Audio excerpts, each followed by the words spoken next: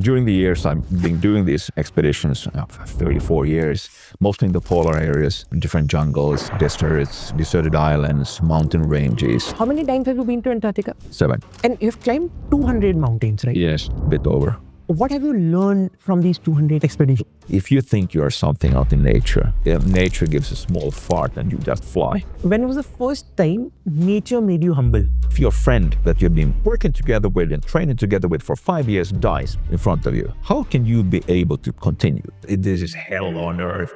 Has any animal attacked you? How about the sharks? And they want to eat you, definitely, but they haven't attacked. When was the last time when you panicked? We were 5 meters from the polar bear. There were no fins, nothing, okay? So I went lying in front of that polar bear. So he started charging. He was just coming. What I did was... What do you do in panic? Small things that you can really mess up if you do it even 1 second wrong.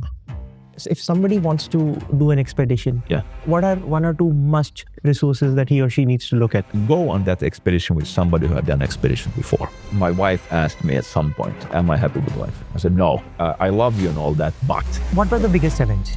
And we really didn't have money at all. So after 6 years of trying, then we got the first sponsor. What do you pitch? If you give 100,000 to me, you will make 300,000. In 1 month, we got 47 million comments on these pictures in 32 countries. People said, what the hell is going on? Is it on YouTube? Yes. But do you also make money out of this because you're sending them exclusive content? This is a bit classified, but you can cut it off. Hi everyone, I'm your host Shivank and we are part of the 01 Network by Zerodha. Together, we intend to bring you insights from the top thinkers in the field of entrepreneurship, technology, and investing.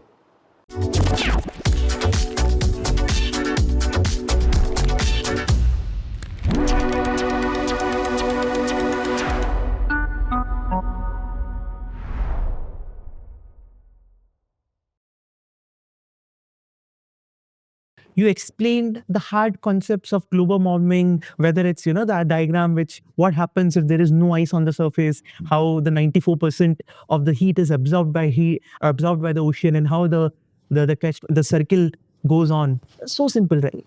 And you explained it beautifully, right? As if, and I'm 100% sure that if a 15-year or a 12-year-old kid was watching it, he would understand it, and he would understand the depth of it. That is what I loved about your presentation today. Yes. If you don't mind, if we can walk over the presentation, if you just teach me that presentation once again. The lecture today was about climate change. And when I have a lot of lectures, about 140 average a year. And maybe 1/3 are these climate change lectures. And it's pretty heavy set though, as you saw it. But I...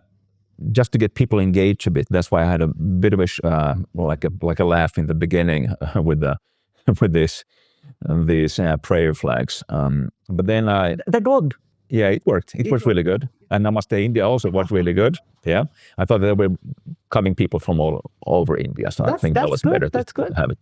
Yeah, but then I pretty much I like, for example, Robert Ludlum. He writes fiction.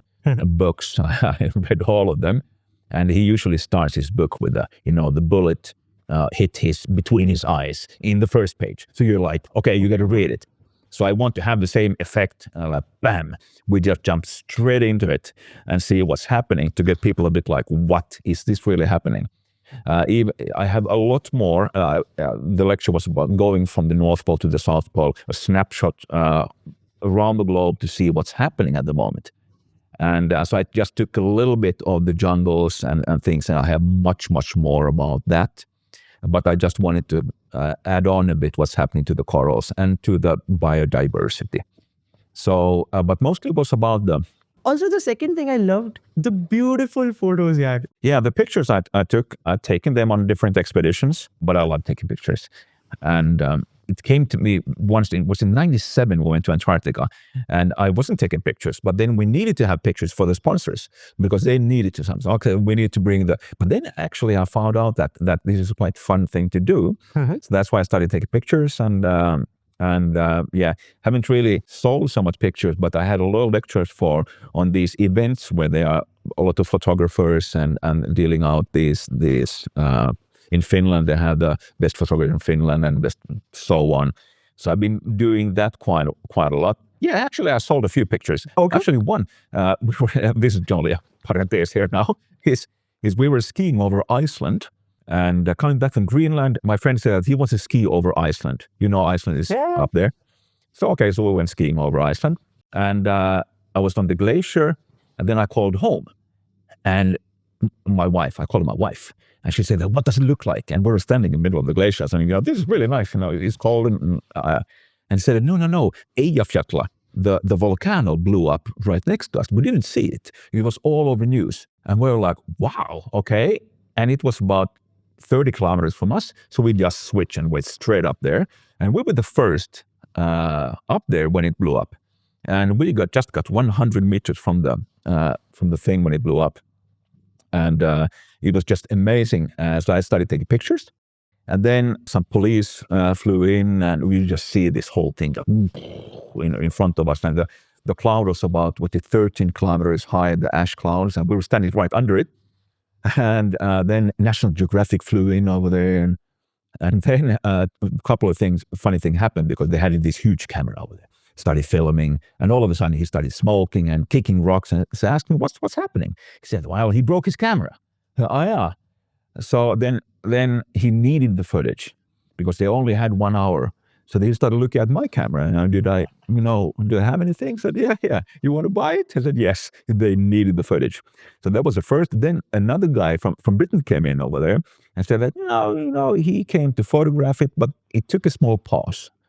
And he needed to go back home. So Patrick, do you have some pictures? We can split the cost if if I get some money for the pictures. Very good. So I gave the pictures to him, and he left. And then I went to my bank account once and said, now something is really wrong at my bank account. I don't know, but in euros, I had 28,000 euros on it. And that's about $28,000, 29. I was like, what the hell? So I called the bank. And, no, this came from London. So I called my friend. Yes, he sold one of my pictures to Daily Mail and got a huge amount of money on it. In Finland, I tried to sell the same picture, and they were like, 400 euros too much. So that was the only picture I sold. Wow. Which was funny. Wow. But doing these expeditions for 34 years, mostly in the polar areas and different jungles, deserts, deserted islands, mountain ranges, and I think it was 54 times up to high Arctic, to Greenland, Spitsbergen, Alaska, Northern Canada, and 7 times to Antarctica, and then to 5 different jungles. But 10 of these expeditions have been to areas where nobody's been before. And how do you know it? Is that it's very restricted who can go to Antarctica, and certain places. So you need to report, so you know exactly that nobody's been in that area. So that's why I can say it. And even if nobody's been into this area, still we have seen tremendous changes in the nature, which is quite funny. For example, in Spitsbergen, there was a beach where nobody goes to that beach. It was just packed with plastic, the whole beach. It was like plastic helmets, jars from Russia and from Finland, from the United States. Like, they come with the currents. Right. And they just end up in Spitsbergen, of all the places. So we started cleaning this, just 20 meters of one beach where nobody's been. And we got 3 of these huge trash bags filled up. So the captain said, sorry guys, you cannot pick up anymore because it won't fit in our boat. So we wrote a book about it, a children's book, how the penguins and the polar bears will fix our planet from garbage. But you can see these things. For example, Palau also. Palau is a country east of the Philippines. It's a beautiful place. It's a paradise. And not that many people go there, but film crews go there to film corals. It's completely beautiful. So I went there to kayak and to dive and to film. And then I left back home with the footage. And 2 months later... This is the footage? Yes. 2 months later, the temperature of the waters rose 2 degrees, only 2 degrees, all right? The ocean got a fever, all right? And if you have a fever for a long period of time, it's not good. Something is happening. So all the corals died over there.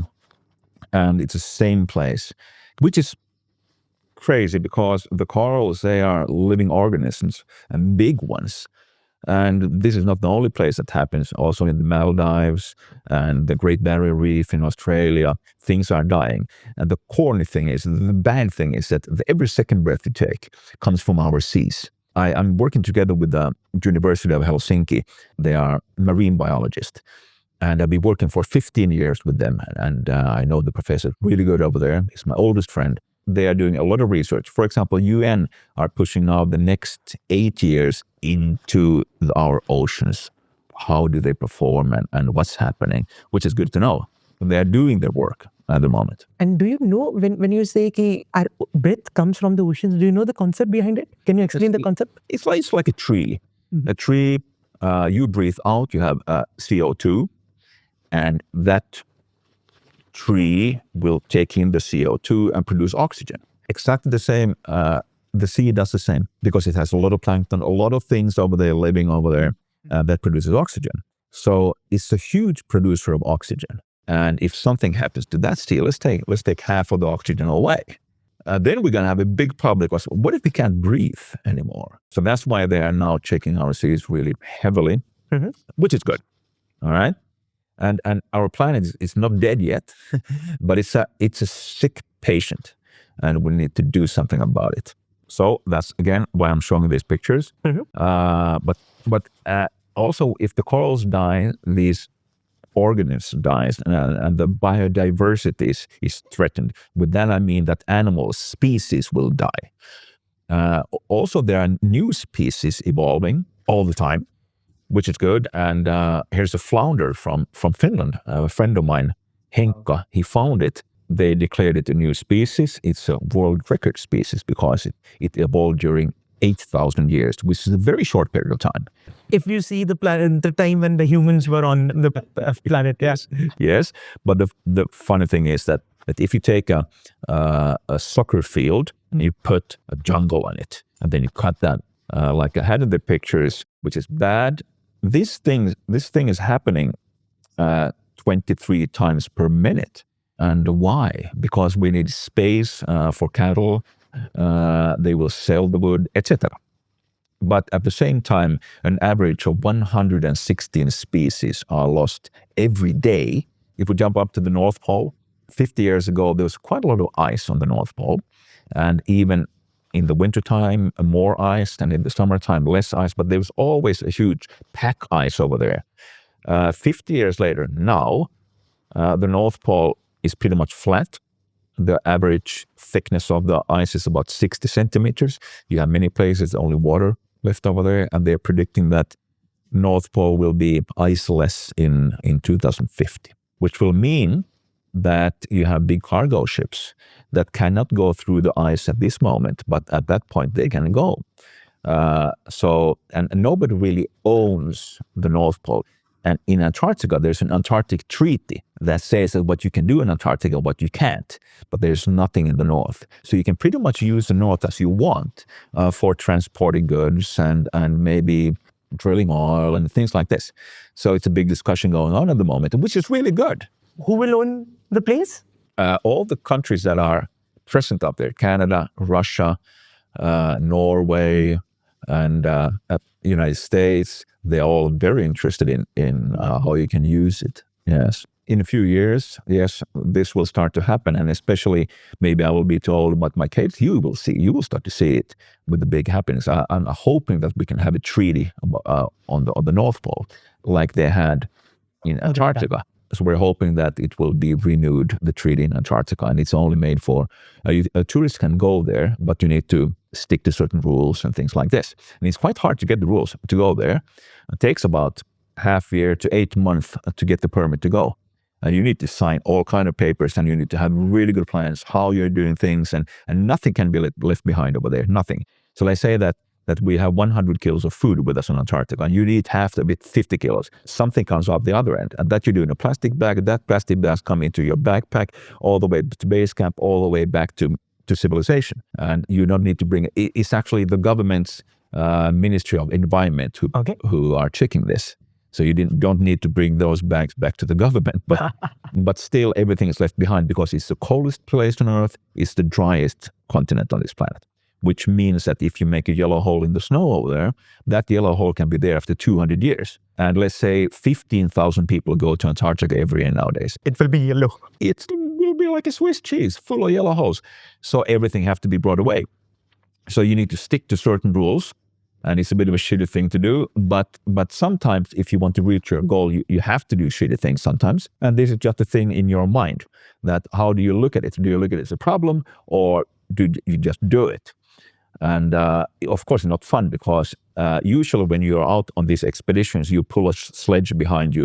It will get lighter and lighter the more you eat. Right. But in Antarctica, it goes the other way, which is. But then again, you're growing stronger every day. You're getting more fit during a 6-week, 7-week period. You do it over there. So, wow.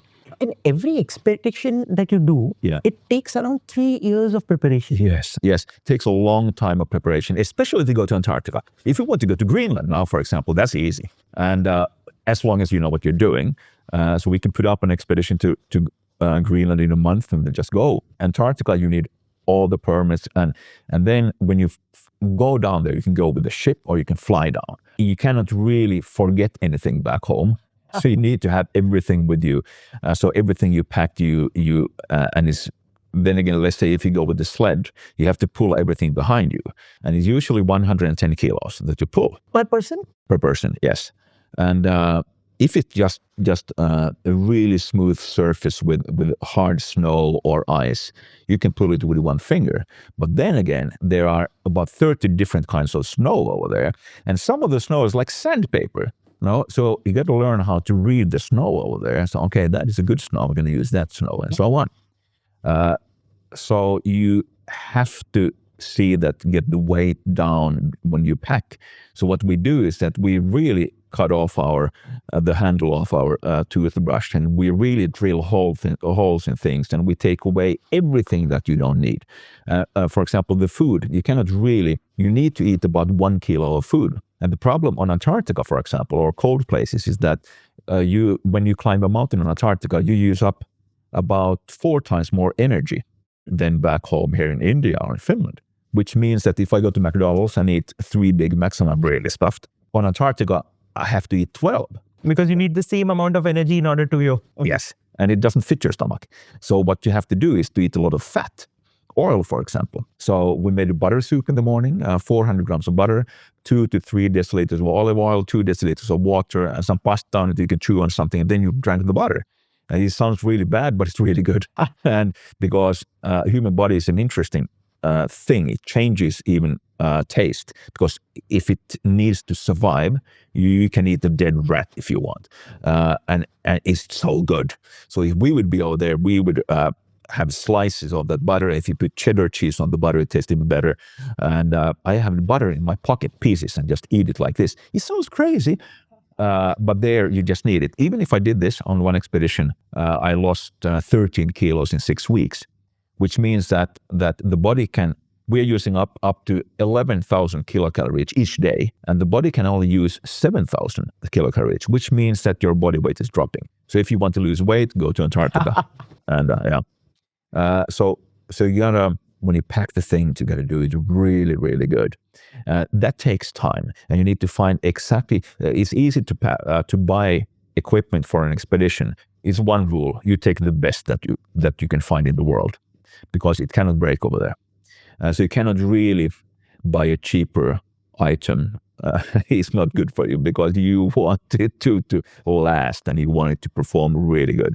And then it's no idea to bring a gear that you don't know how to use, for example, some technical gear. And if it breaks down, you have to be able to fix it. So with all the cameras, you have to be able to fix it if something breaks down. And then you have to have a backup. So everything is backed up. You have not one sleeping bag, you have 2. Because if one flies away, you got to have another one. And if one sledge falls down a crevasse, you got to have, so everything is, that's why the weight is quite a lot. And how much does it cost to visit Antarctica? It's, the last expedition over there cost 4.2 million euros. It's a huge amount of money. And but then again, we had 33,000 kilos of diving gear and tents with us, and this was a big expedition, a scientific expedition. If you want to go there to ski and climb, approximately 50,000 euros is enough. With that one, you can do it pretty good per person. Per person. Makes sense. But still, that's a lot of money. So you got to raise the money somehow. How do you do that? I started out going to companies and asking for money. And it was really hard at the beginning because nobody wanted to talk to me and nobody wanted to answer the phone. So nowadays it's much easier because now I get access to the CEOs and I know them pretty good.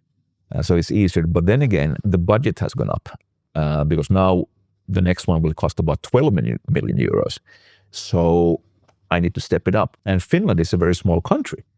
So you can't get 12 million for Finland. So I got to go abroad. So the last time we did it, I went to Australia and New Zealand and gathered the money from there. So you get a pitch. So I'm getting pretty good at pitching. What do you pitch? What's in it for them to support this mission? It cannot be a very traditional one because these bigger companies, they get a pile of applications every day. So you got to stand out in one way or the other. So the application of the pitch, at first, it's got to be in a paper somehow to get their attention. And it's going to be really good, well made. It cannot be handwritten on a piece of paper. No.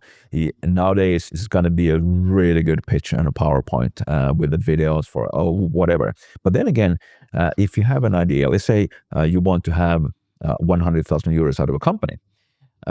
If you go in to a company and say that I have a really good idea, what if you do a marketing thing like this?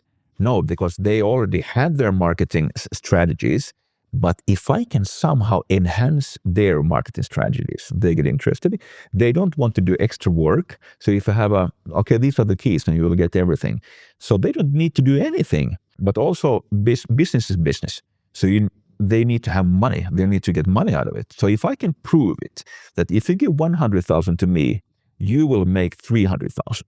For example, there was a BRP, a company who makes skidoos, owns another company called Lynx in Finland. They also make these really nice skidoos. So we needed to have 4 of them on Antarctica. Very good. So I told them that, okay, we will take the best model they have. 4 of them will be shipped to Antarctica. They cost a shitload of money. And then we will have footage and present it from Antarctica when we're over there at all the times. So I made the link to BRP that we can send footage. And that is also one big hassle to send footage from Antarctica. Why? Because you have to use a satellite that can only send 2.4 kilobytes per second, which means that a picture like this takes about an hour to send. And at first you got to take the picture, then you're going to get smaller in the computer. You need the electricity for the computer. Then you need to have a satellite link and send it. So that takes a couple hours per day just to produce the material. But if you do that one, and if you have a good system, you have trained it, then you can send the material. So I said that, okay, when you get these pictures, you send them out to all of your customers that we are using Lynx commanders on Antarctica, and they performed really good. And then I had a temperature meter over there with minus 42 or something like this. Usually they don't even start, but now these just go boom like this. 1 month went by. And I got a mail to Antarctica from the CEO of BRP. Said that, what the hell are you guys doing over there? They sold all their commanders in 1 month. Wow. They got back about 10 times more than they gave us. They took a risk that will I perform? But now I have a case that I can use that we did it like this. And I have maybe 50 of these cases. So I can prove it. But then again, you have to perform. You cannot just take the money and then you're not seen after that, because your business stops there if you want to do expeditions. So you really got to perform. And then they say that, okay, I will give you 10 or something, but instead I will give you 15. I will give you more than I promised. Then you think I'm really, you want to do it again with me because I made a lot of money for you. And then I produced more than I said.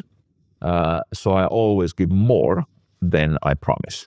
And what you promise, you have to stick to that one always. But then again, when you think what you promise something that you can perform for sure.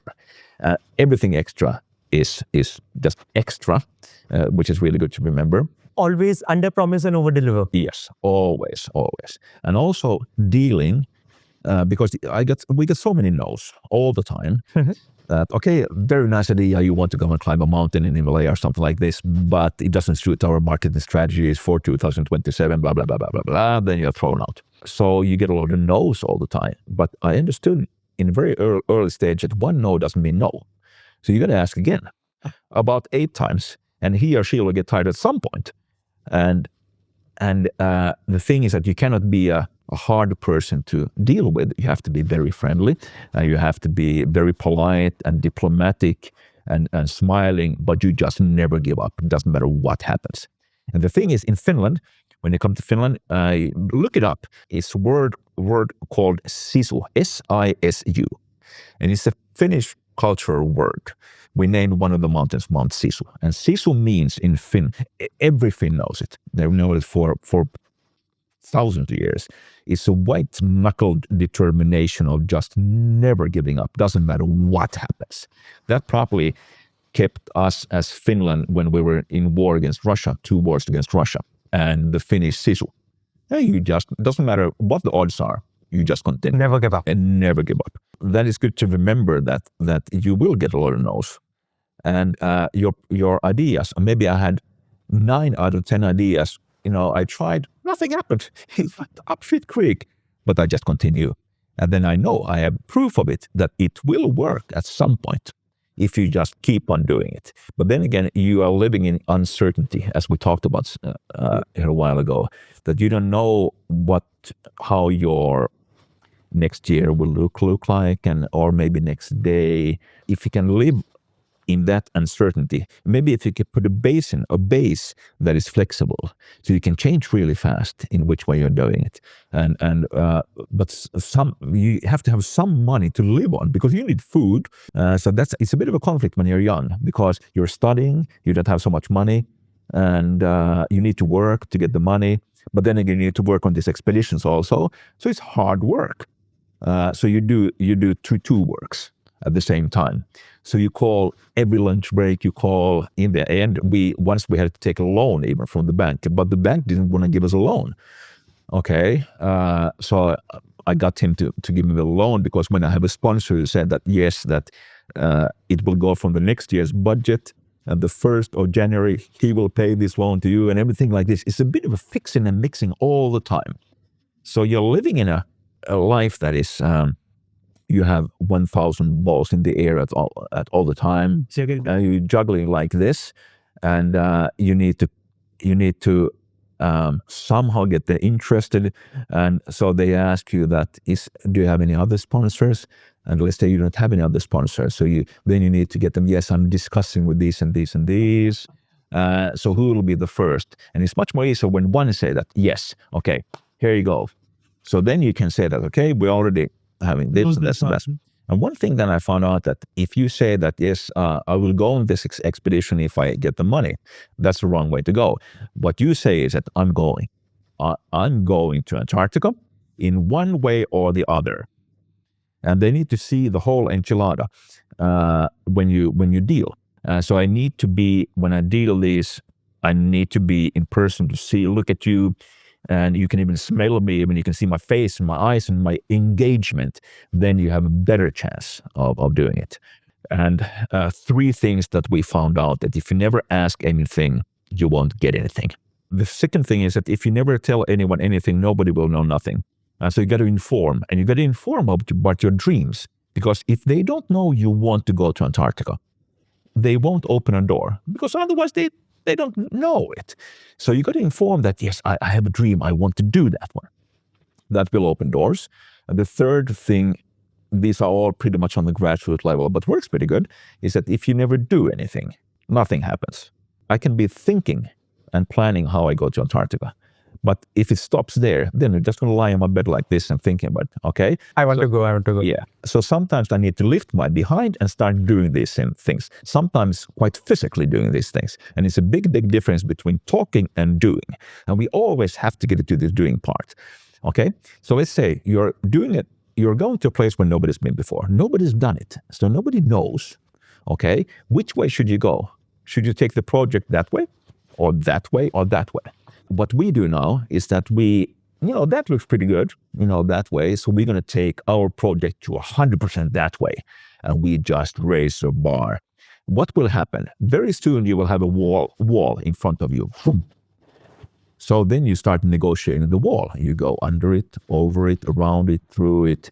It goes like this, the project. And it doesn't go straight if you do it for the first time. If you're an entrepreneur, others will learn from your mistakes, but you have to learn from your own mistakes. So it's going to be very, okay, this doesn't work, let's not do that again. This works, let's do more of that. So now we've figured out what to do and what not to do. If you get thrown out from a company because they said you're crazy, get out. So maybe you weren't using the right words. So you got to learn a bit. I'm showing pictures from Greenland also. I have, by the way, a house in Greenland, and it's a small house. And if you want to go, you need a crowbar to get it. But then again, there's a lot of houses where nobody lives in Greenland in these villages because the locals over there, they are dying out. And if you have a house over there, you need to take care of the house. And that takes a bit of money to fix it. So let's say that somebody doesn't have any kids and dies. That house goes to maybe a friend or the village, and then it will just fall apart at some point. So there's actually quite a lot of houses on Greenland that nobody uses. So at some point we had 5 houses over there, and we had an idea to take U2, the band U2, up on the Greenland Glacier to have a concert to raise some money for the kids in Greenland to make a swimming pool for them because they can't swim over there. But that's a long story. But then we bought these houses over there, and I got left with one. So my house is quite close to this place, and this should be all covered with ice, these fjords. But nowadays, even during the winter time when it usually freezes, there's no ice. And the problem is that they have these sledges and dog sledges. They have dogs and sledges, and they go out and hunt for seals. To feed their dog. Dogs, and feed themselves also. All the seals are gone, and then the polar bears are going up north after the ice, so they cannot feed their dogs. So our neighbor, he had to shoot his 15 dogs because he cannot buy food for them because it costs a lot of money. So the culture is changing over there, and now they need more boats over there, not then sledges. If you have ice on the surface of the sea, the sun rays will reflect up into the atmosphere. About 90% of the warmth and the light goes up there, and about 10% go through the ice. But if you don't have the ice over there, then about 94% of the warmth of the sun rays will go straight into the Black Sea, and it will warm up the sea, and only 6% will be reflected up in space, which means that this is a vicious circle. Now, so the less ice, the more it will warm up. And I don't know, actually, nobody knows actually what to do. You have to cover the ocean with ice, but how? So this is a big conflict going on. A simple thing like this, but this is how it is. And if you have a glacier, and Greenland is covered with the glacier, which is nice, of course, and it's very thick in the beginning, in the middle. But if you have sun rays, all right, and the air is warming up, so you're going to have these puddles of water on the glacier. And then when it was up more and more, you're going to have a hole through the glacier, and then water starts pouring down that hole. And it actually goes under the glacier and performs as a lubricant to the whole glacier, which means that the glacier is moving even faster out in the Atlantic Ocean or some other ocean. So here's the time lapse that they made, and you can really see it's like water flowing down. So there's a glacier on the west coast called Ilulissat, and it's a big glacier, and it produces about 20 million tons every day in the Atlantic Ocean. And it's hard to grasp how much that is. And this is only one glacier of hundreds of glaciers in Greenland that are producing a lot all the time. So I got the number in millions and trillions of tons every year. How can you do it? So I started Googling, and I found information that an average house in the United States weighs 100 tons. Okay, and then I found another report how many houses there are in the United States. So I started adding up. So if you take all the houses in the United States and throw them in the Atlantic Ocean. Bloop. And you do it 23 times. Bloop, bloop, bloop, bloop. That is how much ice is melting every year now in the Arctic. Only in the Arctic. I'm not talking about the Antarctic. And this is increasing about 13% every decade, every 10 years. Now, last summer in Greenland and Spitsbergen, the glacier that are sitting on the ground, they just decreased about 3 meters per day. So we were 10 days off from a place. It was just gone about 30 meters. We were like, what happened over here? And this is happening really now and really fast. But if it's out of sight, it's pretty much out of mind. Because in Bengaluru over here, you don't have many glaciers over here. Oh, you have Himalayas, of course. But it's not in our daily life. That's why we don't care about it. Exactly. So I'm trying now to get it visualized a bit that, okay, something is happening over there. And so that's why we need to sometimes go over there to have the footage to show. And young people like you guys who are watching this, we are having social medias and I have kids of my own, I'm the same age as you. And I can see how my daughter is working. They are very critical, which is really good. And but they look at videos, they look at YouTube, social media, and many of the decisions are made from videos. Okay, this whole video about this. So I need to use those weapons in this fight. I understood. So that's why we're making all kind of videos and pictures and putting a bit of an adventure inside it so it will grow even more, Videos are just amazing. Yeah. Yes. If all of Greenland would melt, bam, like this, all the oceans around the globe would rise about 7 meters. Okay, that's quite a lot. 7 meters is huge. Yeah. Right. Yeah, if you look at India, how many places will be underwater? Okay, but that's a small glacier. Antarctica is a big glacier. Let's say it's 99.6% of Antarctica is covered with ice. The ice thickness, the average is about 3,200 meters. There are places where there are ice up to 4,200 meters. 4 kilometers. Yeah, it's a huge piece of ice. It's so heavy. It have compressed Antarctica under the sea level. The ice thickness is below the sea or it's above the... So if here's the water, then all the rock and the continent is underneath the sea level, and then there's the ice coming above the sea level. All right? Which will mean that if that piece of ice melts, Antarctica will change form. It will be only mountains on Antarctica, but many other places will also change form, because if that piece of ice melts completely, all right, which will not happen really fast, but let's say we would melt the whole Antarctica, all the oceans around the globe would rise about 58 meters. And so there's a huge amount of water on Antarctica. So even small changes in the Antarctic environment is a huge thing for us over here. So when the warm ocean currents go under the glacier, then pieces will disconnect and the waters will rise. Actually, at this moment, when the water is rising every year now, and for the next 100 years, it will rise 98 centimeters approximately, 1 meter. Okay, even you will be dead at that point. So your kids, maybe your grandkids, will see the changes. If you put 1 meter more, okay, start looking at places, what will be underwater. For example, after 30 years, they have predicted that 20% will be left of the Maldives. Only 30 years, and 30 years goes pretty quickly. You're 52 at that point. And then quite many people from the Maldives have to move. And those are the atoll islands. There are quite many, Tonga, Finnish, Palau, all these places. So they need to move somewhere. And so that's why UN is now wondering how can they transport big amount of people from one place to another place. But then again, we will be all dead. So somehow we need now to swipe the path for the youngsters to do their thing. And maybe they don't have the financial aid or the knowledge maybe at this point, but they will have it.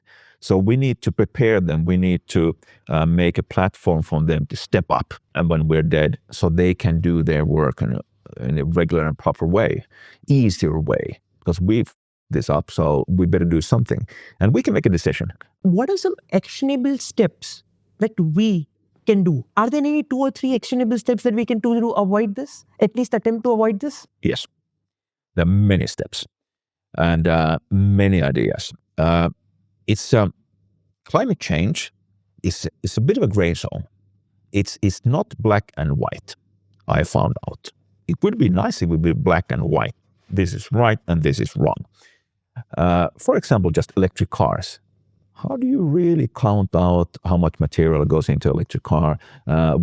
If all the cars would be now go from India and all the cars would be replaced with electric cars, probably the electricity wouldn't last in India. Is that good? And where do you get the electricity from? So it's quite hard to count it out. But this is what we have. These are facts. So we need to do something. So how can you get involved? One good thing is to start from a small thing. It's a process. For example, okay, you're peeling your fruits. Where do you throw the peel? Maybe you should have garbage to make soil out of it. Okay, maybe it's planting a tree. You do a small thing. Then you can get inside the discussion with your friends. Somebody says that, yes, I'm putting all the peeled, garbage in a certain can and so on. And I'm doing it also. So you're starting discussing, you're starting learning it. And then you maybe get more interested and get some more information from the web, and you look at a TV show, and so you start thinking about it more. If I go and say to you, you have to do it, you will maybe raise your claws and say that, no, you can't tell me what I should do. So you have to want to do it yourself. So I can now give you different, maybe through footage, this would be a really good thing to do for you, and start to think in a green way. So how do we get people to want to do it?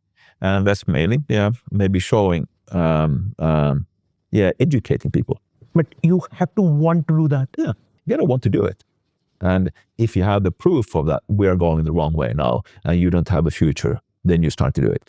But and we have to have the hope. And if we lose the hope, we don't have anything left. For example, a 6-year-old maybe doesn't see it as a 22-year-old. Smart 22-year-old, you can see the big picture, what's happening over here. And I have a 56. I have seen so many places. I can rely on that one. But the 6 or 7-year-old, they don't have the capacity still. So if I say the planet is, not doing good, is going under, so he or she will get afraid and not perform really good. So I need to have the hope that, yes, we can fix it. We can fix it. So we need to have that hope and maybe not show the worst pictures to these young children. So we gotta be smart. But how do you do it when the web is filled up with all kinds of different things? So it probably goes to the parents and brothers and sisters working together, and so that's then it goes to different cultures. Where do you have the footage? How many people have? Where do you have the phones? And are they able to go on the web? And et cetera, et cetera, et cetera. And for example, in Finland, is highly connected. Everybody has 5G all over the place over there. Kids go with these phones, and is it good or bad? Well, security maybe is you can call your mom and dad, you'll have a problem, okay. But then again, they're on the web and staring at that thing.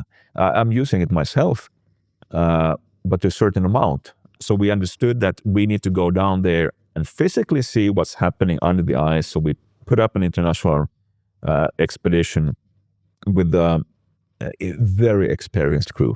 We counted up, we were 9 of us on Antarctica for 6 weeks on the ice, doing 120 dives under the ice over there. And we counted that we had over 60 expeditions together on Antarctica. So it was the most experienced crew on Antarctica ever. And it's funny to see a crew like this. They were so experienced, they know so much about being on Antarctica, living over there, making food, how you put up the tents, how you dive, everything. And nothing really bad happened. Nothing happened, except that we got all the data we got, and no accidents, nothing. And what kind of data did you get back? We did 4 different kind of research over there. And one research especially was to simulate the situation on Antarctica when the waters are warming up. What will happen to the wildlife over there, to the coastal areas? So what we did, because if the water is warming up and the air is warming up, the ice thickness, the sea ice, reduce. Very good. So there is more light coming through. And if there is more light, there is more plankton. And plankton is food, which means that there is more animals over there, which actually happened over there. We saw a huge amount of animals that have come there during only 7 years. So what we did was to put these domes underneath the water. And they're like plastic domes that you stick inside the ground.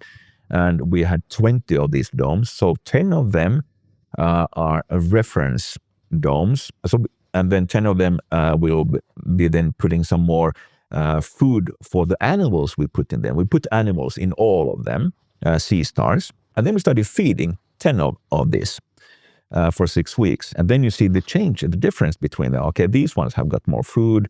How are they performing, etc. So we can then predict that what will happen to the animals over there if they get more food. It's a small part of a huge ecosystem over there, but we need the information. We need all this information and put them together so we can understand what's happening over there.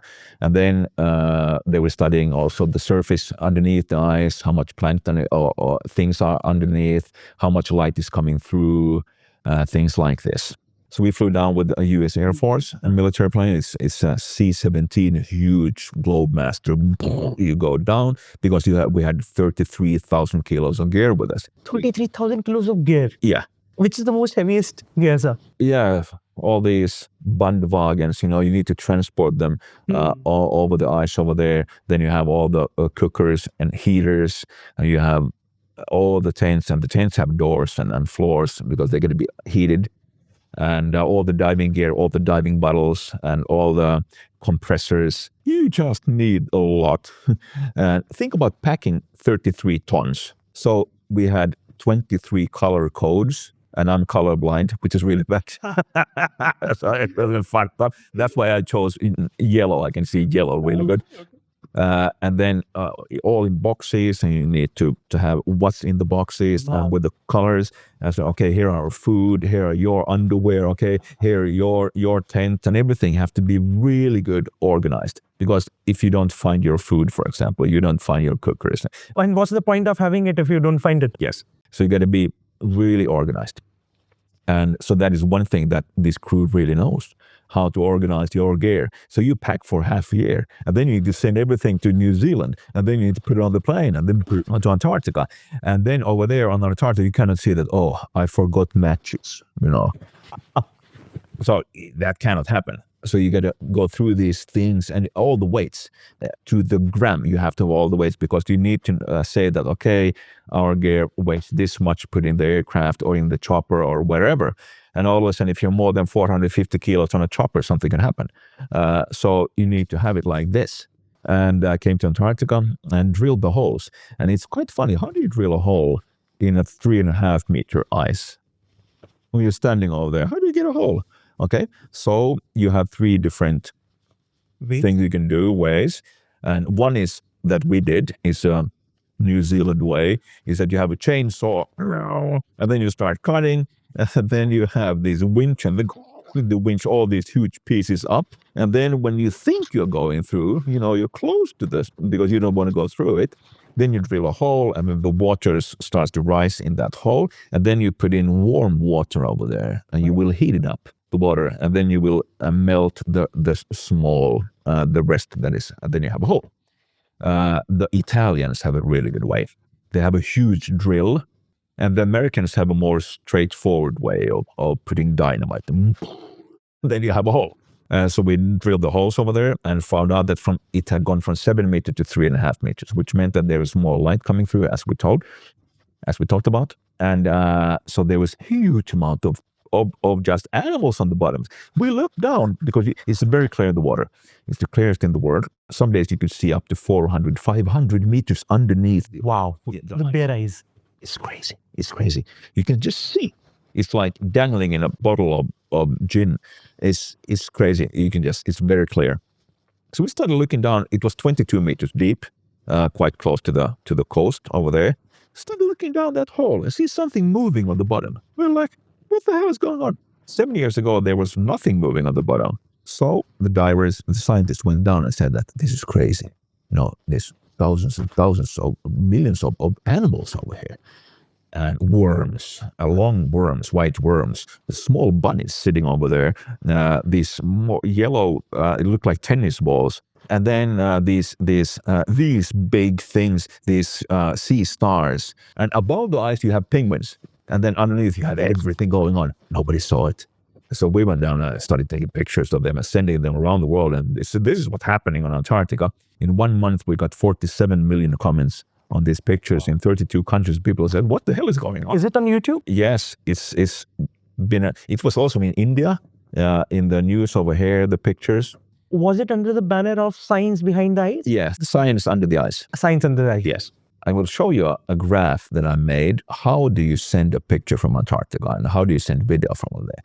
But this was it wouldn't have happened if we didn't do this. So the thing is how you do it. You take a picture with your nice Sony underneath the ice, okay? Then you bring it up back on the ice, and then you have a computer. But the computer has to be charged from the solar, okay? You charge the computer and your satellite phone and your camera, and then you put in the picture in the computer, and then you make it smaller so it can fit inside of iPhone, and that iPhone communicates with the satellite phone, and that satellite phone will send the picture to the satellite to a computer maybe here in Bangalore, and then you can spread it out. Very good. So that we did, and maybe to the social media. But then the big channels, if they want to have footage from Antarctica under the ice, they need to pay millions to get it, and they don't have the access to do it because many wants to go, but the scientists said, no, we don't need any media over here now. So when I said, do you want me to film you something, material only for them? They said, yes. So I asked them, what do you want me to film? I had 44 cameras with me over there. Yes, could you please ask these questions out of these? And there were 5 professors over there. Yes, no problem. So I put up the camera, started asking them questions and sending the footage. So they got exclusive footage. And then I told the other ones, do you guys need exclusive footage for you? Everybody said yes. So I started filming. Bing, bing, bing, bing, bing, throwing them around. So we got a huge, and the science outreach, which was my part to do over there, that I see what the scientists do, and then I film it or photograph it and then put it out. So this is one thing we did. But do you also make money out of this because you're sending them exclusive content? No, because that was a thing that I said, this is for free for you guys, because this is a science and this is science outreach. So I didn't take anything. And which was the idea that they will get really good footage because we wanted to spread the news. So it started working really good. The second thing we did was that we wrote a story. I took a picture and we wrote a story to Facebook. So I asked one of the professors could you please write a story? They wrote, it was too long, the story, okay? With really hard text. I didn't really understand it. So I said, okay. Professors written that? Yeah, so this is a really long text, so nobody will understand it and read it. So could you please simplify it and make it a bit shorter? Very good. So they made it shorter, yes, but with even harder words that nobody can understand. So I was like, if you take a 12-year-old and you look at the picture, then start reading about biodiversity or what is that? And then we'll switch the next picture or next story. So then I remembered what Rolling Stones said. I have a friend who knows Rolling Stones. He's a rock and roll guy from Finland. And he once told me that the best songs that Rolling Stones wrote was for 12-year-olds. They targeted the 12-year-olds. So all the best rock and roll songs are made for the 12-year-olds. Told the professors that, what if you would write this for a 12-year-old? So they did it, and we sent it out. So all the reporters who are not science reporters started understanding what's happening. So that's all the reporters started understanding, and everybody understood. So that's why also, as you said, that it was quite clear that what I told you today. Because if you make it too complicated, half of the people will drop off, half of them will understand, but maybe not get the context. So it's better easy to have it really clear and easy to a 12-year-old. So everybody will understand what's happening. I can do this in a very difficult way, but no idea to have it clear and simple and maybe stupid sometimes. Bam. If somebody laughs at me, if I tell the stories in the way I do, congratulations. You can laugh as much as you want.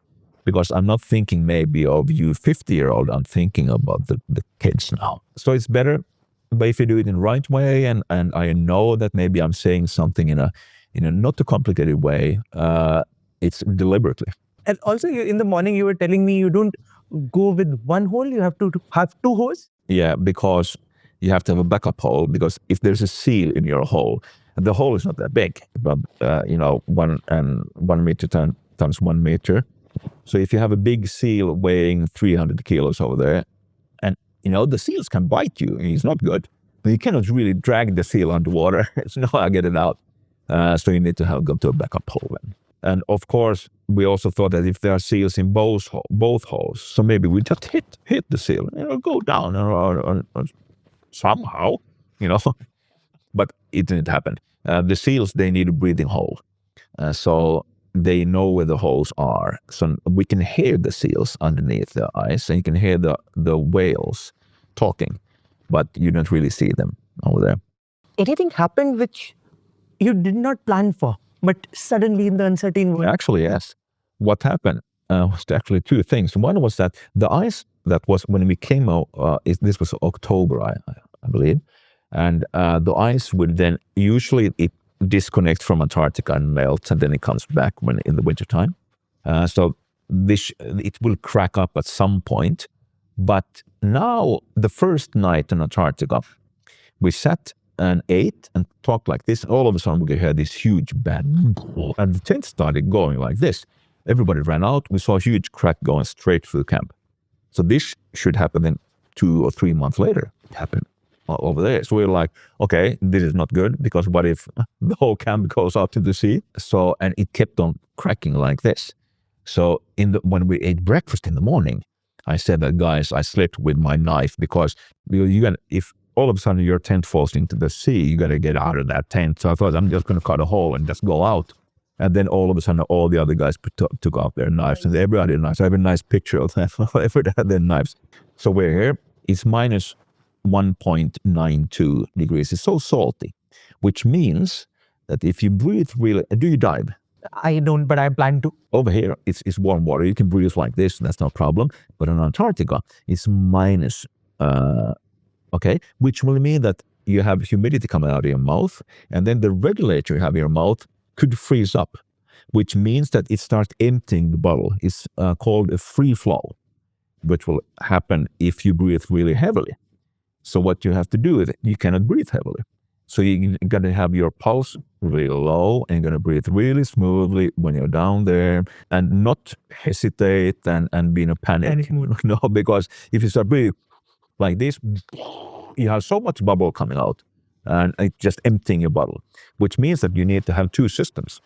So you have two bottles, you have 2 or 3 regulators, because you need to help your friend if something is bad with him or she. So you have quite a lot of gear on you, and you need to train for this. For example, if you jump in this water, you have the ice and you're in the water, and then you look down like this, and then you look up and you breathe in once if you have a free flow. So which will mean that you don't breathe through the regulator when you're up, but then you go down and then you start to breathe when you're underwater. These are just a few small things that you can really mess up if you do it even 1 second wrong. Also, this is a good time to have a segue. In the morning you mentioned, what do you do in panic? If suddenly something happened, Yes, you stop and take 5. You don't do anything for 5 seconds. And the thing is, okay, maybe it's a bit different underwater if you can't breathe over there. But let's say we're above the water and something bad happens, something blows up, boom, and everybody gets in a panic mode. You shouldn't panic. What you should do is stop, not start to act directly or run or whatever, just breathe, just for 5 seconds. So we even write on our tents, stop, take 5. So what you do is you want oxygen for your brain, because your brain works better. And then your heart rate, trying to press it down deliberately. You can train this. So we breathe, and then you start to act. And you make much better decisions if you're calm. So you got to stay calm. at all times. And how do you stay calm overall? If, let's say, you go to Antarctica, you go to Himalaya, it's a new place. I come to, for example, to India now. Here, it's a bit strange because I don't know the customs over here, and you're a bit anxious. What I should do is stick to my daily routines. I read the newspaper in the morning. I read the newspaper this morning. Okay, a Finnish newspaper from the web. Okay, I should eat the same things I eat in Finland. All right, I eat porridge. Couldn't find porridge, but I ate yogurt. Okay, all these routines you have, your home routines, you should take to that new place because that will calm you down. And when you're calm, you make better decisions. Wow. When was the last time when you panicked? No, 2013. I went to Greenland to photograph polar bears. Then we found a polar bear and we're really close, way too close. We were 5 meters from the polar bear. There were no fins, nothing. Okay. So I thought that because we understood how you do it together with the Inuit, and there was one guy photographing for National Geographic, etc. So I thought that, it would be nice to have a picture from underneath, get the mountains in the background. So I went lying in front of that polar bear. And I shouldn't have done it because then I became a seal, all right? So he started charging. He was just coming. So what I did was to jump up like this, stop. And then I took a step back. And then I had my camera bag over there. So I tripped over, fell over on my ass, jumped up again. And okay, the polar bear stopped because one of the Inuits shot one shot right between his legs. And you know what happened? He went back. Okay, it was wrong to lie. But then I should have taken much more easier and not just start running back. That was the worst thing I could do because you should not run if big animals come to you. You have to face them. Yes. Yeah. So I panicked. Let's say you make a wrong thing, as long as you can learn out of it, then it's really good. You always got to learn. So the thing is that, of course, you mess up and you do wrong things. So we have several systems on different levels. One is that you mess up, you do something wrong. How can you be able to continue? So how can you raise up yourself? How can you raise your friend? And how can you raise your team? Because things are going wrong. We crashed an aircraft in Antarctica. Things were definitely wrong over there. There are storms. Tents have flown away, burn up, everything. You do wrong things. People mess up. 98% of the accidents in climbing expeditions are because of human errors. So you mess up, which will mean that there are situations when you feel really down. You're going down that drain into a valley of despair, which is really bad. So you don't want to do it. So I talked to some Navy SEALs. They were diving also in Antarctica. And I asked one of the guys, what if you have been training with your friend, these Navy SEALs, these professional soldiers. What if your friend that you've been working together with and training together with for 5 years dies, boom, in front of you? How can you be able to continue? These both guys that I talked to said that we all have our own mantras. So kind of a mantra, okay? So when they get into the teams, they get a task of inventing a sentence that is strong. By doing that one and then starting saying it out loud, you're programming your own mind, okay? So you say it, my mantra is upwards and onwards, okay? So then you say it every morning, okay? So I started doing it. And told my wife that upwards and onwards, and she was like, okay, very good. And then when you have a setback in life, try to remember to say it. And after you said it, you walk, physically walk. All right? So then I had a setback in life, and I remembered to say it, and I started walking. And I was laughing a bit that I remembered, which was good. And then I said it every day for a year. And then it started working really good because then when I had a setback, it just came to my mind, upwards and onwards, and I continue. Which will mean that you won't be stuck in a negative spiral that goes down and start nagging you. You move forward. The only thing you can do, it already happened. It's history. You can't do anything about that, but you can learn. So in the evening, we have a debriefing system that what did we learn, what went wrong, and you cannot blame anyone because could have happened to anyone, and the blaming game is not good. You won't really gain so much out of that, but we can learn. So we all have our mantras in our team. So it's funny thing when something goes wrong on these expeditions, everybody just after 10 seconds we're 20 minutes off, and everybody else who doesn't have a mantra, they're like, what the hell happened? They are going down that drain. Well, let's say that we are on Antarctica, and I can see that you are going like, everything is bad. So what do I do? Of course, I recognize it because we know each other after all the team building. I can see it. You're not doing good today. So I need to recognize it. By the way, do you eat chocolate? Do you like chocolate? I love. Okay. Yeah. Do you have any certain chocolate that you love? It's Amul dark chocolate. Okay. Amul dark chocolate. So I'm going to have it in my pocket over here. So I see that you're going like this. I'm going to have dark chocolate. So you will smile. And then when you smile, I'm going to open the package and then I'll put it in your mouth like this, the whole thing. And then you're munching on it. So then you can't talk. So then I can ask you that, okay, I can see that you're doing, and okay, let's have a new underwear to you. It happens to everyone. Okay, fine. And then you get a bit more energy from that, a bit more sugar in your bloodstream. And your negative spiral, I just cut it. And then it's a little bit will start to move upwards. And you won't reach the valley of despair. Because I recognize it, I saw it, and we talked about it. You're going to have a bad day, yes. But then you sleep on it, and the next day you will be zero again. This is only one of a hat full of tricks we have to raise your friend. If you have a piece of chocolate, let's say we have a bar like this, hey, we are in Antarctica, let's eat it, okay? So I cut it in 2 pieces. One piece is always bigger than the other piece. So you always give the bigger piece to your friend, always. And if you do the same to me, then things will go okay. But let's turn it around a bit. Let's say that I have a bigger piece over here, a smaller piece, and then I put the bigger piece in my mouth and give the smaller to you. Here you go. You will see it, and you will think I'm an ass. So you always take the heavier load, the bigger backpack. You make harder work than anyone else for the other person. He or she will see it and you will get it back. So this is one rule that I stick into everybody's head before we go. This works. This works. And the chocolate works for kids and for elderly people and everyone. And there's a picture, it's a bit like space because you see so far you're dangling around over there. Is it so clear all the time or it's just the camera? No, it's clear all the time. It's even clearer than the camera.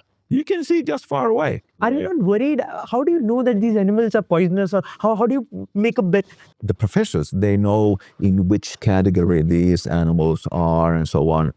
I didn't have a clue, but the scientists did. Beautiful. Yeah. And has any animal attacked you? How about the sharks? No, not really the sharks. No. Have any animals attacked me? I expect the polar bear tried to do it once, but we met over 60 polar bears, and really close by, and they want to eat you definitely, but they haven't attacked like that. Maybe only a dog. yeah, dogs have the only thing. But they are quite stationary over there because it's so cold, and they want to push on their energy, etc., etc. So they're not really moving around. But the fishes are swimming over there. But is it the most antique thing that you have ever touched? Yeah, 2 million years old, pretty good. And then we found 12 cardboard boxes filled up with medical gear and chocolate chip cookies, about 50 kilos. And we hadn't seen chocolate chip cookies for a few weeks, and we started eating them. It tasted really good. On the side of these boxes, we could read American Antarctic Mountaineering Expedition 1966.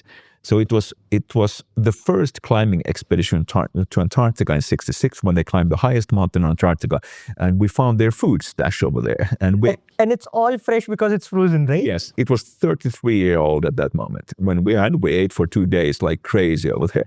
So do you get to heat that food, or how do you consume it? Because it's frozen, but we have gasoline, and we have gasoline stoves. And then for example, if you make pasta, then you put snow and ice into the pot, and then you melt it down, and you boil it, and then you boil your pasta. I got it. Yeah.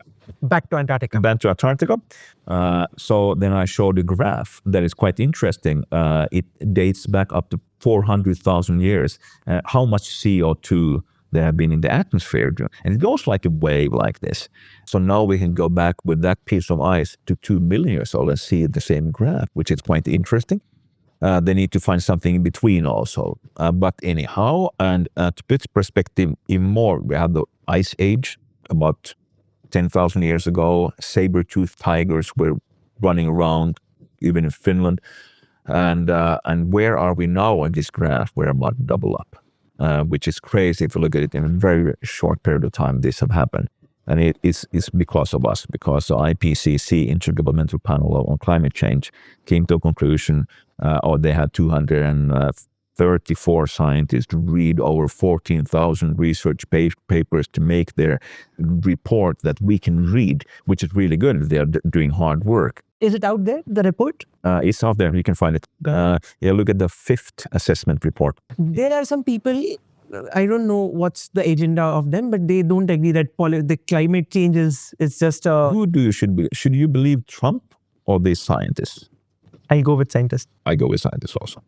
And they also said that we cannot educate our decision makers anymore. We have to educate everyone, because the countries doesn't change their course so fast, but people do and companies do. So we have to educate everyone what's happening. And they also said that we cannot do it by ourselves. We have to understand how two people work together, two groups, two companies, two countries. So we need to understand the way of cooperating or having a team, maybe make a very big team out of it. Then I talked a bit about team building over there. That actually I should have done all it. There was a video when we dove under the ice over there, and in the lecture I then wanted to. Have you taken this photo? Yeah. How close? Which lens were you using? I was using a 7200 millimeter Canon lens. I was standing approximately 3 meters from him. 3 meters? Yeah. Yeah. And he was not attacking you? And he's really sharp. You can, yeah. I even have one picture. You can see in his eyes my reflection when I'm standing over there. Yeah. How do you safeguard yourself? Why was he not attacking you? Wasn't he curious, intrigued? Yes. The setup is that you got to be many persons in a small group. We were 5, and then you have 5 smells. He depends on the smells. 90% of the time, his eyes are closed. Because the sun is so hard. So he smells you, and you have 5 different smells. What kind of animal is that? Never met an animal like that before. So, and then we put him in a situation where the sun is in his eyes and it's blowing from behind. So he doesn't really know who we are. So he is more afraid of us than we are of him. So this works on almost all bigger animals. But of course, and then we look at the ears and the head movements. If the head is up, smelling, that's good. Okay, it's calm, looking around, maybe. But if it lowers its head, then you got to watch out a bit that something is happening now. And if it starts to wiggle its head from side to side, you have 2 seconds, then he comes. That's the preparing that I'm coming. And what about the ears? The ear goes back. Some could be an old guy, not afraid of anything. Maybe a younger guy, not really sure who you are, and so on. So you got to watch out. You're going to see how old, and if you see a lot of scars in the face, you know that, okay, this guy's me fighting. So then I a bit tickled people's heart in the end and said that, okay, that when we make decisions in the future, that think of your own kids and all the kids and youngsters around the planet. Also, you mentioned your quest for adventure. Yes. Started when you were 25. Tell me about that. Okay, I did start climbing when I was 17 years old. I climbed my first Mount Washington in Massachusetts, or actually it's in New Hampshire, I think, in the East Coast of the United States. And I was playing tennis over there, but then I started climbing and so on. But then I did a few expeditions and a lot of climbing trips. We went climbing all over Norway and the Alps and everything. And I really tried. I got in, which was nice. I started studying industrial design and then at the same time architecture. And couldn't do it. There's so much to study, so I needed to drop off the architecture. I continued for 6 years on that. But so I started designing. Right? We designed cars and we designed. You just came to United States for 1 year. You were just Yeah. I was over there also. Which university were you in? No, this was I was going to high school over there. Okay. Yes, and so I was, how old was I? 17. Oh, got it. Yeah. Anyhow, so then my wife asked me at some point. I was designing a beer bottle, for a company in Finland. And she asked me, am I happy with life? I said, no, I love you and all that, but I'm designing a bottle and I should be in Antarctica, Himalaya, Greenland, Spitsbergen doing these kind of things. So she asked me, why did I go? I said, very good question. And so I asked her, are you happy with life? The same question. I love you and all that, but she's been a children's nurse. She'll be studying art. She wants to be a psychologist. Very good. So I asked her, why don't you go and study psychology? And then we started discussing it. And then we shook hands. The next morning we quit work and came back home. And then we started going after these things. And it wasn't that easy. What was the biggest challenge? Why? Ran out of money. So we ate pea soup for 4 years and pasta and lived in a very small apartment. And we really didn't have money at all. I want you to double click on this because there is this interesting thing. When you are young, Yes. you have age, health, energy on your side, but you don't have money. Yes. When you get old, you have a lot of money, but you don't have energy and health. Yes. How do you balance it? And if some young person, 22-year-old, is watching this and he has right the quest for adventure, right? Yes. And the fire that they have ignited it, Yeah. how can That fire will keep you of staying on course, even if you're hungry, you don't have any money at all, because you will see opportunities.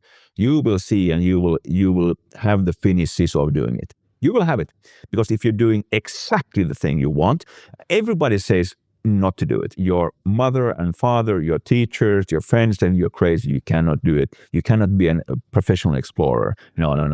You will die and things like this. But in the end, you are living your life. Of course, you need to listen to your parents, etc. But I also got my parents to understand that they are not living my life, that I have to live my life. And if I do it exactly, I climb a mountain, I will be very happy. I will be very motivated. I have so much energy to do all these things. And then I got them to understand. Let's say I have a goal of going to Antarctica. Very good. I'm young. I don't have a clue how it's done, but I'm trying.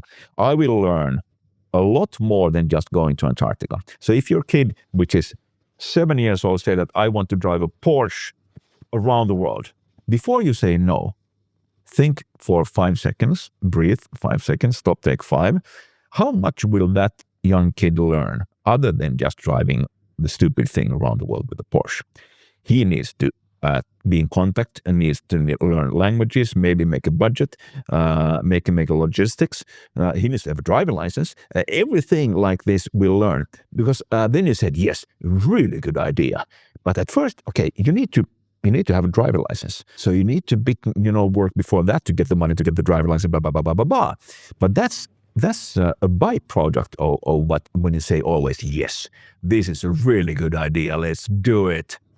And then you give the responsibility to the person. And this kid is going like, Mom, my mom said, yes, I can do it. I can do it. Okay, really good. And they will support me. Okay. And then I see that, okay, my dad said that I need to call and speak English, for example. And okay, so you're getting a bit worried. What should I say? So you start writing now, maybe I should say these things and so on. My mom understood this one. She said always to me, Patrick, do it now, before it's too late, before you're too old. I should have done it much more earlier. Actually, yeah, I didn't waste my time studying, because I learned how to think in that place. They really challenge you over there. You go like this. You start to think. I use that way of thinking to reach these goals. But I should have started to pursue it much earlier. Walk me through this. 4 years, you were having very low money. You were surviving on pasta. Yes, we can have porridge for a week now. So we ate porridge. But the safety net in Finland is very, very good. We had a lot of friends. So I went to my friends and said, hey, I will pay you back, but can you buy 2 kilos of pasta, spaghetti for me? And they said, of course, here you go. And then I gave it back when I had the money. So we really didn't, let's say, starve to death. At some point, the government would have come in and said, okay, we will help you out. But maybe I was a bit too proud not to go to the government. I wanted to, succeed. So we just didn't eat that much for 4 years. But we worked and worked and worked. So I had to take a job in between, because I had, this doesn't perform, so I need to work. So I started working, but part-time, so I could also do this. So after 6 years of trying, then we got the first sponsor. 6 years. Who was your first sponsor? It was a telecom company, actually, called Radiolinja. And they thought that this is a really good idea. Like, what happened? And then very quickly after that, we got many more. And where did you go with this first? Antarctica. We went 97, 98 to Antarctica to climb a first descent. Actually, we did 5 first descents in a place where nobody's been up there. And the other ones? What are your... Yeah, they're in Antarctica and Greenland, and one in Himalaya. In India also? Yeah, not in India, in Mustang. And you also get to name these first descents? Yeah, we get to name all of them, but it's very bureaucratic how you name them. So you need to report to that country's government who makes maps of these areas, and then you need to report it to U.S. Geological Survey and many other places. The name cannot be any immoral name, so it can be maybe this Mount Sisu. Usually it's somebody who has sponsored you or made you do it or something like this. It can be a name of a person, but we wanted to name Mount Finland because I love Finland, and so they thought that's good. How many times have you been to Antarctica? 7. And you've climbed 200 mountains, right? Yes, a bit over. What have you learned from these 200 expeditions? Learn to be humble and learn to appreciate the nature and also to preserve the nature. Also learn that I want everything now. It doesn't come now.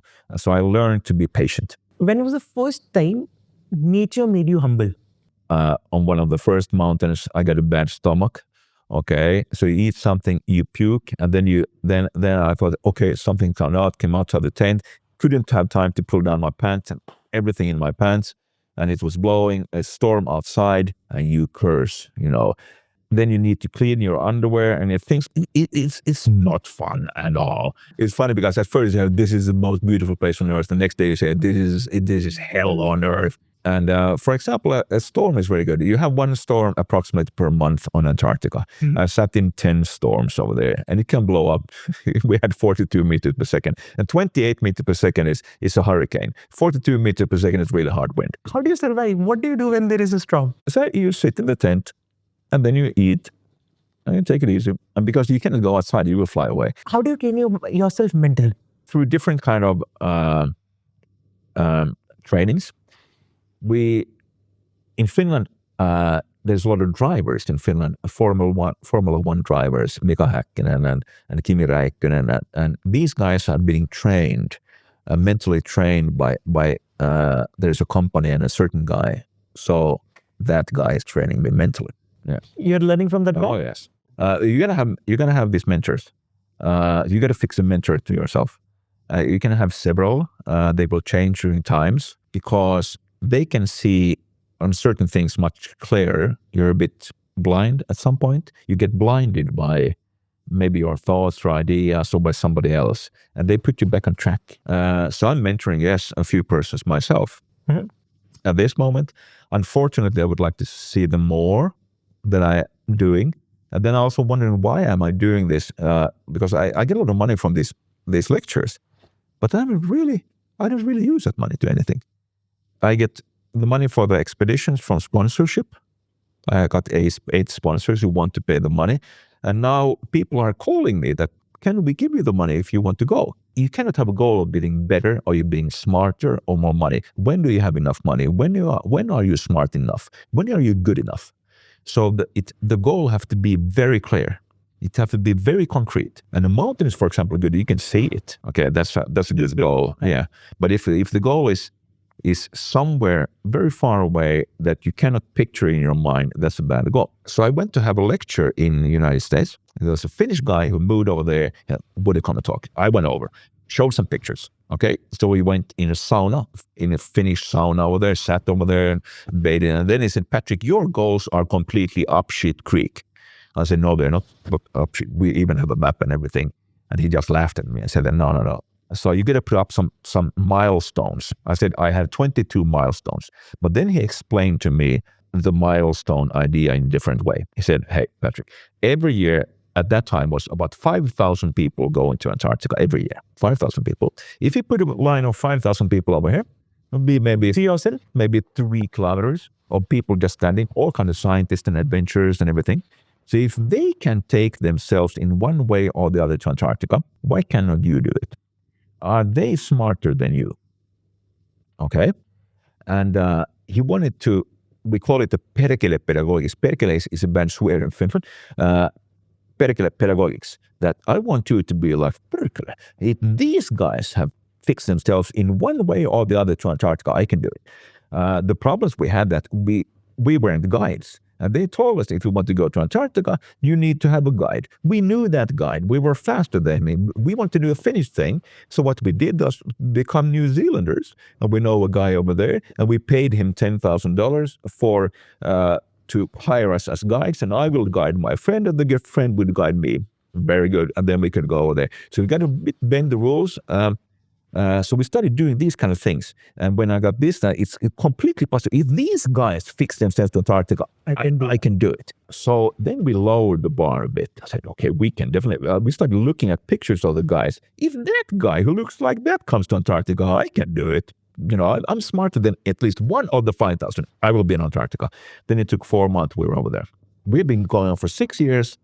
Changed my mindset in 4 months. We're over there. Putting up that goal, you have to have some milestones that you really believe in. So getting the really detailed where you want to be, what your goals are in detail, so you know everything about, then it's much, much better. I learned now to do it even better from NASA. I thought we were having a project to gain a deep level of teamwork during 6 months. And I thought they will tell us that, okay, after 6 months, we're going to have deep level of teamwork. I was completely wrong. We put 7 days. Starting on Monday, you take 1 step a day. On Sunday, you have a goal you will reach. It's not too hard. It's not too easy either. It's challenging for you. But the way you think, you take one topic per day. And one is that the goal has to be specific. You have to know exactly, as I told you, where you're going. If you have a garden hose, okay, you put on the spray like this, and my goal is there. No, you have to have one like a sniper. That's my goal. It's much more easier for you to work. When you put up a goal, it has to be measurable. You have to know, are you doing good or are you doing bad? So you need to have some kind of a thing to see that I'm going the wrong way now. You have to invent them yourself. Maybe it's not a meter that you can read, but you have to understand. I've seen companies gone 1 year completely wrong way. They have to measure it at some point. Are you doing good or bad? How do you measure it for yourself? Give me one example. Yes, for example, if we have a budget, you can say that we have a time and a budget, put them together. At this time, we have a deadline.